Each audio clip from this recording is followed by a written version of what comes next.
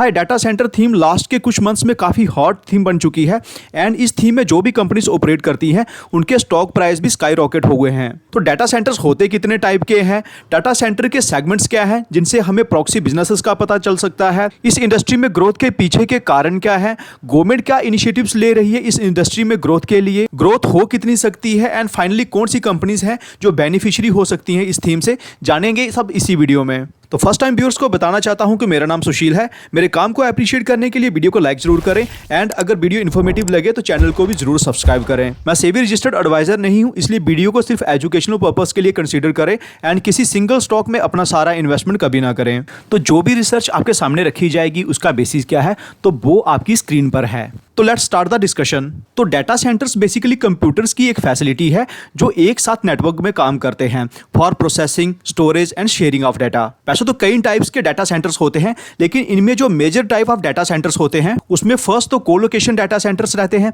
उसके बाद enterprise data centres रहते हैं, नेक्स्ट एज डाटा सेंटर्स रहते हैं एंड उसके बाद हाइपर स्केल डाटा सेंटर्स रहते हैं। लेकिन जब भी आप कभी डाटा सेंटर्स की कंपनीज को स्टडी करेंगे तो उनमें आपको कोलोकेशन डाटा सेंटर्स पर ही डिस्कशन देखने को मिलेगी, क्योंकि जो कोलोकेशन मॉडल है इसे ग्लोबली फॉलो किया जाता है एंड वर्ल्ड वाइड जितने भी डाटा सेंटर्स हैं उसमें से 75% कोलोकेशन मॉडल पर काम करते हैं। तो कोलोकेशन मॉडल में क्या होता है कि जो डाटा सेंटर प्रोवाइडर है वो physical security, building, power, cooling, racks and security provide करता है, जबकि आईटी हार्डवेयर एंड एक्सपर्टाइज इसमें कस्टमर्स खुद की यूज करते हैं। तो कस्टमर्स कितनी स्पेस एक्वायर कर रहे हैं, कितनी पावर कंज्यूम कर रहे हैं, उसी के बेसिस पर उनसे चार्ज लिया जाता है। ये वैसा ही मॉडल है जैसे हम किसी बिल्डिंग में कोई अपार्टमेंट रेंट पर लेते हैं, उसमें हमने स्पेस कितनी ले रखी है, उसमें हमने इलेक्ट्रिसिटी कितनी कंज्यूम की है, उसी के बेसिस पर हमारा रेंट आता है। एंड सिमिलर मॉडल पर कोलोकेशन डाटा सेंटर भी काम करते हैं। तो जब भी कोई थीम प्ले होती है तो काफी सारी कंपनीज उसकी इंडायरेक्ट बेनिफिशियरीज भी होती हैं, जिन्हें हम प्रॉक्सी प्लेयर्स भी कहते हैं। तो यहाँ प्रॉक्सी प्लेयर्स के लिए क्या अपॉर्चुनिटीज हैं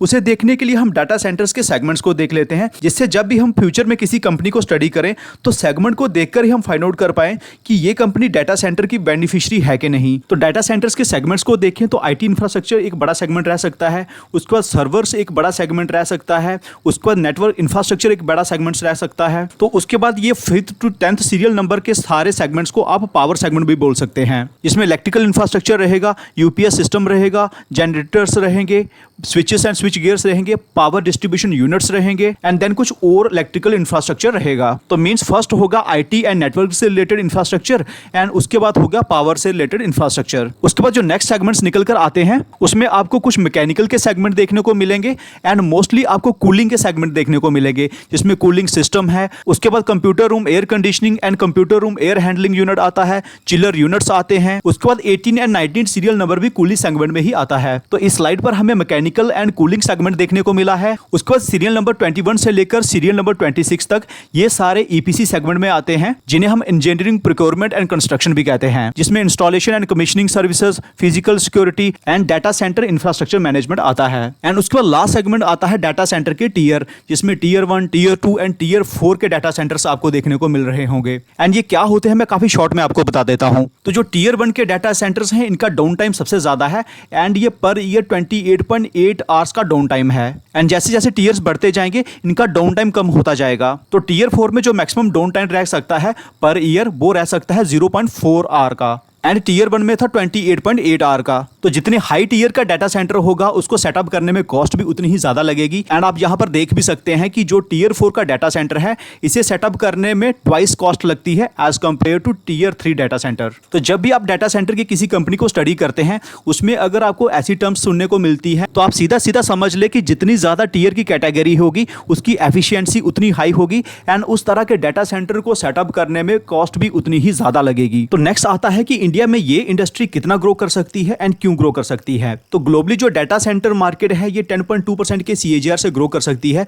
बिटवीन 2024 टू 2030। तो इंडिया में अभी क्या हो रहा है कि ये जो ऑरेंज कलर में फैसिलिटीज हैं ये डेवलप हो चुकी हैं, ब्लू कलर में जो फैसिलिटीज हैं ये अंडर कंस्ट्रक्शन है एंड रेड कलर में जो फैसिलिटीज हैं ये प्लान्ड है। तो इंडिया में आज जो डाटा सेंटर मार्केट का साइज है वो 2.01 थाउजेंड मेगावाट है। आपको ये थोड़ा सा बढ़ाकर दिखाया हुआ है, जबकि एक्चुअल में 1200 मेगावाट है। एंड एस्टिमेट्स है कि बाय 2029 ये बढ़कर 4.77,000 मेगावाट हो सकता है, जो कि स्टर्निंग 18.79% की CAGR ग्रोथ है। तो इस ग्रोथ के पीछे के कुछ कारण हैं जिनका हमें पता होना चाहिए। तो पहला कारण यह है कि आज इंडिया एंड डेवलप्ड नेशंस के बीच में एक बड़ा गैप है डाटा सेंटर कैपेसिटी का। यहाँ यूएसए के पास जो डाटा सेंटर की कैपेसिटी है वो है 17,000 मेगावाट की, जबकि इंडिया के पास जो डाटा सेंटर की कैपेसिटी है वो है 1200 मेगावाट की। डिस्पाइट कि इंडिया की पॉपुलेशन यूएसए के कंपैरिजन में 5 टाइम्स ज्यादा है, जो per capita data centre capacity का डिफरेंस निकल कर आता है वो 52 टाइम्स है। एंड 52 टाइम का गैप हमेशा नहीं रहेगा, ये धीरे धीरे कम ही होगा। उसके बाद जो नेक्स्ट रीजन है इंडिया में डाटा सेंटर की इंडस्ट्री की ग्रोथ के पीछे, वो है कॉस्ट ऑफ कंस्ट्रक्शन। यहाँ जापान में डाटा सेंटर की डेवलपमेंट कॉस्ट 12.73 मिलियन $, है, वहीं सिंगापुर की 11.23 मिलियन $, है, ऑस्ट्रेलिया की 9.17 मिलियन $, है, चाइना की 6.84 मिलियन $, है, एंड इंडिया की है 6.8 मिलियन $, जो कि सबसे कम है। तो इंडिया में डाटा सेंटर डेवलपमेंट की कॉस्ट लो क्यों है? उसका सबसे पहला कारण यह है कि इंडिया के पास वर्ल्ड की चीपेस्ट पावर है एंड वो सरप्लस भी है। इसके साथ इंडिया के पास जो ग्रीन एनर्जी है वो भी वर्ल्ड वाइड चीपेस्ट है। तो ये इंडस्ट्री फ्यूचर में क्यों ग्रो कर सकती है, उसका एक बड़ा कारण ये भी है कि इंडिया में जो डिजिटल अडॉप्शन है ये मल्टीफोल्ड ग्रो कर सकता है ओवर द पास्ट 5 इयर्स। तो इंटरनेट पेनिट्रेशन जो कि 2022 तक 46% था, ये बढ़कर 79% हो सकता है। स्मार्टफोन पेनिट्रेशन 47% से बढ़कर 75% हो सकता है। OTT पेनिट्रेशन 30% से बढ़कर 66% हो सकता है। And social media user share जो कि 2022 में 33% था, ये बढ़कर 78% हो सकता है। इस बढ़ती हुई डिमांड को मीट करने के लिए अंटिल ईयर 2028 इंडिया हर साल 464 मेगावाट ऑफ कैपेसिटी डेवलप करेगा, जो कि अगेन कम पड़ सकती है। उसके बाद 5G का लॉन्च होना एंड जनरेटिव AI का यूज होना, ये भी इस इंडस्ट्री के लिए बड़े ग्रोथ ट्रिगर्स हो सकते हैं। तो फ्रेंड्स, किसी भी इंडस्ट्री के ग्रोथ के पीछे जो सबसे बड़ा पिलर होता है वो होते हैं गवर्नमेंट के इनिशिएटिव्स। तो इस इंडस्ट्री में गवर्नमेंट के इनिशिएटिव की बात करें तो सबसे पहला आता है draft data centre policy dated November 2020। उसके बाद स्टेट गवर्नमेंट्स द्वारा अडॉप्ट की गई कुछ पॉलिसीज हैं, लेकिन जो सबसे बड़े स्टेप्स हैं उसमें फर्स्ट आता है digital personal data protection act 2023। यहाँ पर ऐसी कंपनीज की अकाउंटेबिलिटी एंड रिस्पॉन्सिबिलिटी को काफी बढ़ाया गया है, जैसे कि internet companies, mobile apps, business concerning collection, storage and processing of citizens data in India. तो इन कंपनीज को अब ज्यादा आंसरेबल बनाया जाएगा while handling personal data and privacy. लेकिन सबसे बड़ा स्टेप जो लिया है वो लिया है RBI ने in the field of storage of payment system data. तो इस गाइडलाइन के अकॉर्डिंग पेमेंट सर्विस प्रोवाइडर्स जो भी इंडियन सिटीजन का डाटा स्टोर करेंगे वो इंडिया में ही स्टोर करेंगे, एंड किसी भी तरह के डाटा को शेयर करने के लिए उन्हें पहले RBI से क्लियरेंस भी लेनी होगी। तो ये है कुछ बड़े कारण इंडिया में डाटा सेंटर इंडस्ट्री की ग्रोथ के पीछे। तो अब आ जाते हैं इस वीडियो के उस पार्ट के ऊपर जिसका इंतजार ऑफकोर्स ज्यादातर व्यूअर्स कर रहे होंगे। तो फर्स्ट ऑफ ऑल हम कंपनीज का एक ओवरऑल ओवरव्यू लेंगे एंड इसी में हम कुछ प्रॉक्सी कंपनीज भी देखेंगे, लेकिन उसके बाद हम अलग से कुछ सिलेक्टिव कंपनीज के ऊपर डिटेल्ड डिस्कशन भी करेंगे। तो इंडिया में जो डाटा सेंटर मार्केट की लीडर कंपनीज है वो आपकी स्क्रीन पर ये रही, एंड ये 5 कंपनीज मिलकर 36.48% का मार्केट शेयर होल्ड करती हैं। इसके साथ कुछ और भी प्लेयर्स हैं जैसा कि control S data centres, ESDS, Go4 hosting, PI data centres, Reliance, Webwerks, Yotta infrastructure solutions, लेकिन इनमें से एक भी प्लेयर लिस्टेड नहीं है एक्सेप्ट रिलायंस। तो उसके बाद हम एक लिस्ट और देख लेते हैं। ये लिस्ट हम इसलिए देख रहे हैं सो दैट हमें कुछ प्रॉक्सी प्लेयर्स के नाम पता चल सकें। तो लिस्ट में सबसे पहले हमारे पास IT इंफ्रास्ट्रक्चर प्रोवाइडर आते हैं। तो इस लिस्ट में हमारे पास एंड तक कोई प्लेयर नहीं है। तो एक बार हम नेक्स्ट पेज पर भी जाकर देख लेते हैं। तो इस लिस्ट में भी हमारे पास सिर्फ एक प्लेयर निकल कर आता है, वो है ओरेकल। उसके बाद आता है EPC सेगमेंट, एंड इसमें जो प्लेयर्स हैं वो आपकी स्क्रीन पर हैं, लेकिन इसमें जो लिस्टेड प्लेयर है उसमें एक तो आता है अहलूवालिया कॉन्ट्रैक्ट्स, उसके बाद आता है लार्सन एंड टुब्रो। उसके बाद हम नेक्स्ट पेज पर देख लेते हैं, एंड सेकंड पेज पर है Sterling and Wilson. Port infrastructure provider players की लिस्ट आपकी स्क्रीन पर ये रही, एंड यहाँ पर जो लिस्टेड प्लेयर है उसमें 3M है, AVV है, अल्फा लावल है। एंड नेक्स्ट पेज पर देख लेते हैं, यहाँ पर जॉनसन कंट्रोल्स है, किर्लोस्कर ऑयल है एंड साइमंड्स है। तो डाटा सेंटर इन्वेस्टर्स में मार्केट के बड़े लीडर्स आते हैं, लेकिन इनमें एक भी प्लेयर लिस्टेड नहीं है। उसके बाद नेक्स्ट पेज पर भी अगर हम देखें तो यहाँ पर भी हमें एक भी लिस्टेड प्लेयर देखने को नहीं मिलेगा। उसके बाद आते हैं वो प्लेयर्स जिन्होंने नई नई एंट्री ली है। उसमें एक नाम हमें अदानी कोनेक्स का देखने को मिलेगा, जो कि ऑफ कोर्स लिस्टेड तो नहीं है। फर्स्ट स्लाइड पर कोई भी लिस्टेड प्लेयर नहीं है। उसके बाद अगर हम नेक्स्ट स्लाइड पर देखें तो सेकंड स्लाइड में जो न्यू प्लेयर सेगमेंट है इसमें एक ही लिस्टेड प्लेयर। तो अब कुछ और कंपनीज को देख लेते हैं जिनका नाम अभी तक की स्टडी में नहीं आया है। एंड इनका हम ओवरव्यू भी लेंगे। तो first company global digital infrastructure integrator है, जो connectivity and network solutions, data centre solutions, modern work place and cyber security solutions and technological products offer करती है टू ग्लोबल बिजनेसेस। कंपनी के नाम पर आने से पहले इन्होंने जो फाइनेंशियल 24 में ऑर्डर सिक्योर किए हैं, एक बार वो देख लेते हैं। तो जो सबसे बड़ा ऑर्डर है 105.4 मिलियन यूएस डॉलर्स का, ये डाटा सेंटर बिजनेस के लिए है। एंड उसके बाद एक और ऑर्डर है जिसकी वैल्यू है 6.6 मिलियन यूएस डॉलर्स, एंड ये भी डाटा सेंटर सॉल्यूशंस के लिए है। तो कंपनी का नाम ब्लैक बॉक्स लिमिटेड है। What why? तो पहला कारण है कि कंपनी की रेवेन्यू में डाटा सेंटर से आने वाली रेवेन्यू का कंट्रीब्यूशन बढ़ रहा है। उसके बाद अगर हम कंपनी की रेवेन्यू स्प्लिट को देखें तो सबसे बड़ी रेवेन्यू कंपनी की नॉर्थ अमेरिका से आती है, दैट इज 77%, एंड इंडिया से सिर्फ 6% की रेवेन्यू आती है। उसके बाद इंडिया में डाटा सेंटर की ग्रोथ को देखते हुए इन्होंने बेंगलोर में सेंटर ऑफ एक्सीलेंस सेटअप किया है with a heavy investment and a talented team, and यहां पर वो अपॉर्चुनिटीज को एक्सप्लोर कर रहे हैं। लेकिन नियर टर्म में कंपनी की रेवेन्यू में इंडिया से आने वाली रेवेन्यू का कोई मेजर चेंज होने वाला नहीं है,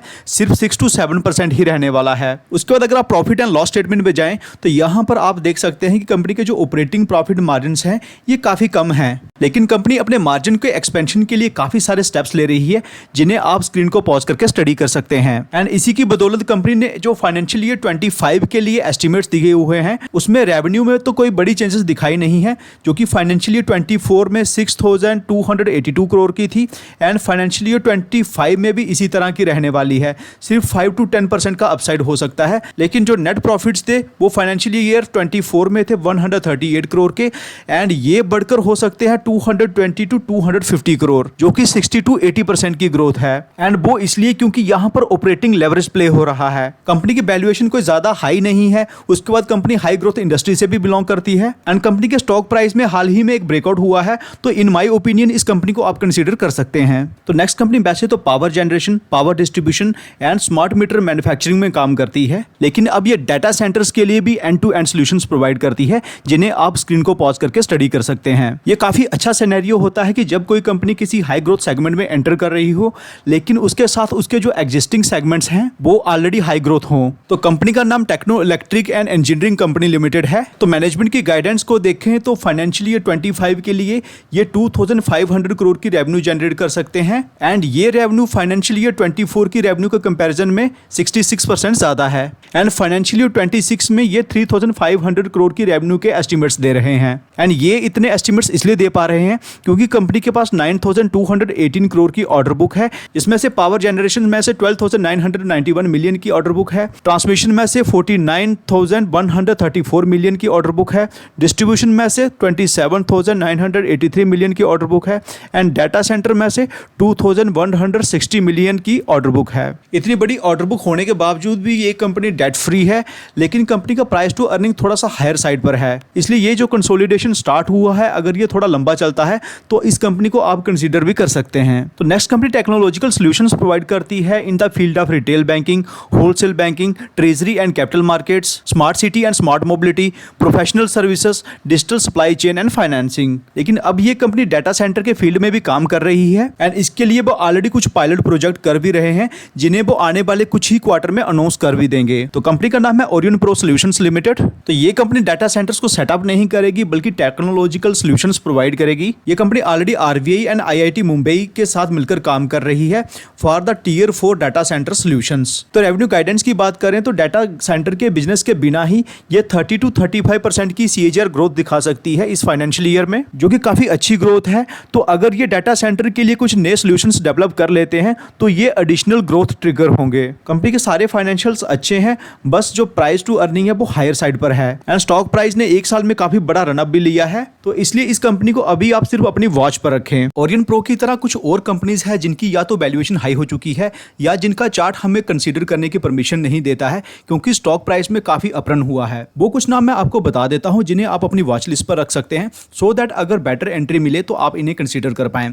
तो इनमें फर्स्ट है नेटवेब टेक्नोलॉजीज, जो high tech computing solutions provide करती है। उसके बाद अनंत राज लिमिटेड है, जो कि एक EPC प्लेयर है। देन डी-लिंक इंडस्ट्रीज है, जो कि स्विचेस एंड डिवाइसेस सेगमेंट में ऑपरेट करती है। उसके बाद ब्लू स्टार है, जो कि कूलिंग सॉल्यूशंस प्रोवाइडर है। देन अपार इंडस्ट्रीज है, जो कि पावर सेगमेंट में ऑपरेट करती है। देन साइमंस है, जो कि building automation and control segment में ऑपरेट करती है। उसके बाद 2 नैनो कैप कंपनीज हैं, जिसमें एक तो टाइटन इंटेक है एंड व्यू नाउ इंफ्रा है। ये भी अपने आप को डाटा सेंटर का का प्योर प्ले बोलते हैं, लेकिन स्टडी में ऐसा कुछ भी देखने को मिला नहीं है। एंड एज अ डिस्क्लेमर, इन दोनों नैनो कैप कंपनीज में से मैं किसी को भी होल्ड नहीं करता हूं, इसलिए छोटी मार्केट कैप देखकर डायरेक्टली जंप ना कर जाएं। उसके बाद एक और स्टॉक है जो कि काफी लाइमलाइट में आया है, वो है गल्फ ऑयल लुब्रिकेंट्स, क्योंकि इनके पास एक ऑयल बेस्ड प्रोडक्ट है जो कि डाटा सेंटर्स को कूल रख सकता है। सिर्फ इसी न्यूज के चलते स्टॉक प्राइस में एक बड़ा अपहरण भी हो चुका है, लेकिन मैनेजमेंट ने ये क्लियर किया है कि इस सेगमेंट से जो कंपनी के पास रेवेन्यू आएगी वो टोटल रेवेन्यू के कंपैरिजन में 0.001% होगी, तो इसलिए आप उस रश में ना दौड़ें। तो जब भी हम किसी इंडस्ट्री को स्टडी करते हैं, हमारी कोशिश होती है कुछ ऐसी कंपनीज भी आपके सामने रखना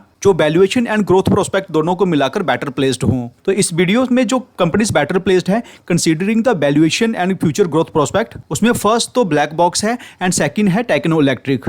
तो जितनी भी कंपनीज को हमने कंसीडर किया है, इनमें से अगर कोई कंपनी बेटर एंट्री लेवल्स पर आती है तो उन्हें हम कम्युनिटी पोस्ट के थ्रू अपडेट कर देंगे या फिर डेडिकेटेड वीडियो बनाकर अपडेट कर देंगे। तो हमारे साथ कनेक्टेड रहने के लिए आप चैनल को सब्सक्राइब कर सकते हैं एंड अपना एक लाइक देकर आप हमें मोटिवेट भी कर सकते हैं। तो कैसा लगा वीडियो, कमेंट सेक्शन में जरूर बताइएगा। मिलते हैं आपसे अगले वीडियो में। Take care.